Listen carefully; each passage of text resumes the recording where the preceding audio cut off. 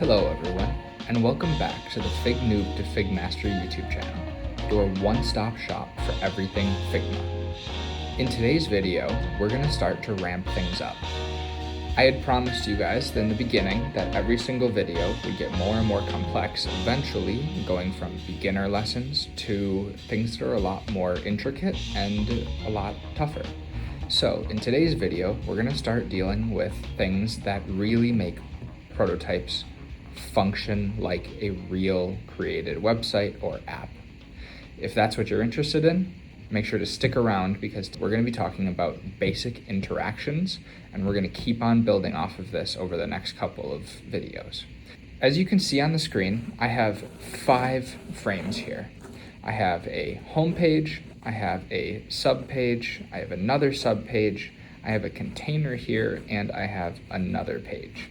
But on this page right now, they're all just frames, but I want to take them all and intertwine them into one single prototype.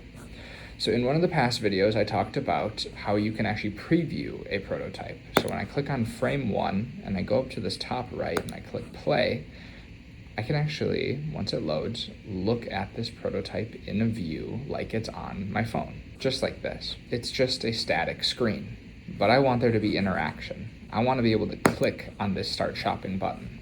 So let's see what we can do. If we go back to our frames, the first thing you want to do is you want to go over in the top right and switch it from design to prototype. Prototype is where your interactions are going to live. So the first thing that we're going to do is we're going to click on frame and we're going to do flow start point. That means that whenever you go over to this frame again, it'll always start on this page. This is the home base. This is the first thing that a person will see. So in this kind of version of what I'm trying to do, it's almost like a person is just arriving to my made-up Fresh Market website on their phone from a Google link. This is the first thing that they will see. So this is the flow 1 start. The next thing I'm going to do is I'm going to start using interactions. So my first frame here is the home page, but my second page is what I want to be the Start Shopping page that it goes to. So I'm going to come over here and I'm going to click on Start Shopping on the overall button for it. And as you can see, there's an interactions button over here, but what you can do to make your life way easier is if you hover on Start Shopping and you see this little circle that appears, I'm going to click on that circle, I'm going to hold, and I'm going to drag over to frame 2. And it's going to automatically do it for me where it says trigger on click, navigate to frame 2. Perfect. But if I have a large concept, this could get really confusing. So what I'm going to do is I'm actually going to rename all these frames. So I'm going to switch it from frame 1 to home. I'm going to switch this one to subgroup page. And then I'm going to switch this one to veggie subgroup. I'm going to change this one to carrot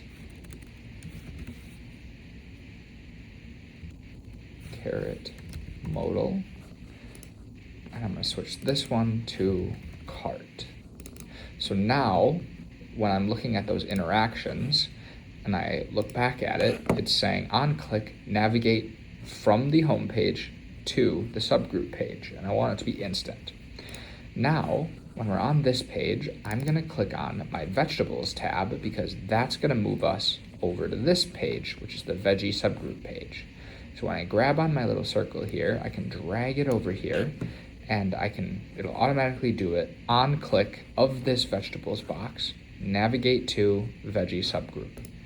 The other way to do it would be over here, click interaction. So on click, then once you click here and you open the drop down, you would go navigate to, click on the destination, and click on veggie subgroup.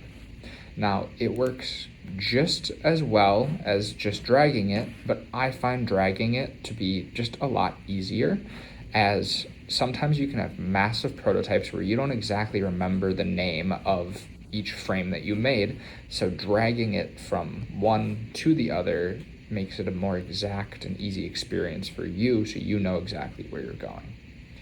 And then finally, we're gonna do a different interaction. So I'm gonna click on add to cart. And my vision here is that once you click add to cart, this caret modal will pop up on the screen, but all of this will still be on the background. So what I'm gonna do is I'm gonna grab that plus sign and I'm gonna drag it onto this caret modal. And so on click, instead of navigate to, because I don't want it to actually navigate to an entirely new page, I want to open overlay. Now, open overlay is a great tool with modals because when you do that, you can center it wherever you want. You can put it top left, top center, top right, bottom left, bottom center, bottom right, or you can manually place it wherever you want. And that will come all basically case dependent. Most of the time you're just gonna want it centered, but if you're dealing with something like a hover state, you're gonna want that hover state to open in a specific spot. So in our case, because this is a phone and it's such a large modal, I just want it to appear in the center of the page. So I'm gonna leave it clicked on centered. I want it so when a user clicks outside of the modal, it'll actually close the modal when clicking outside. So I'm gonna check that. And then I want there to be a little background. So it isn't just this right on top of my page. So I'm gonna click background. And it's gonna auto set me to black at 25% opacity. And I'm just gonna keep it that way because I like that. So now we have our first overlay. Now we've created a lot here, so let's just check it out and see how it works. I'm gonna switch over to here. I'm gonna come over here, and one of the really nice things about once you start using interactions is Figma has a built-in thing that you can either turn on or off depending on what you want or what you need it to do. But if I click on my screen right now, it'll highlight blue where I have interaction. So I can see that start shopping is an interaction. So I'm gonna click on start shipping, and now it has navigated me to the next page. Now I can see that there's a lot of options, but we had changed it so vegetables was the next click. And now we're on the next page with more options. And when I click add to cart on the carrots, we now have a modal that appears on the screen. We have a darker background, and if I click off, it closes. But if I click add to cart again, it'll reopen. So perfect. Everything works exactly how I want it to. So now I want to create some ways to get back so I can close this modal. So I have this X up in the corner. So I'm going to click on the X. So I'm only selected on my X, and I'm going to click interactions. I'm going to do on click, close overlay.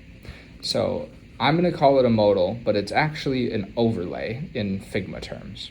So once this is clicked, it opens the overlay, but when I click on the X, we're just gonna close the overlay. So let's check that out. Once I click this X, it closes. Perfect. So now the user could just click off, but they can also just click the X in the corner. That's great. That's exactly what we want.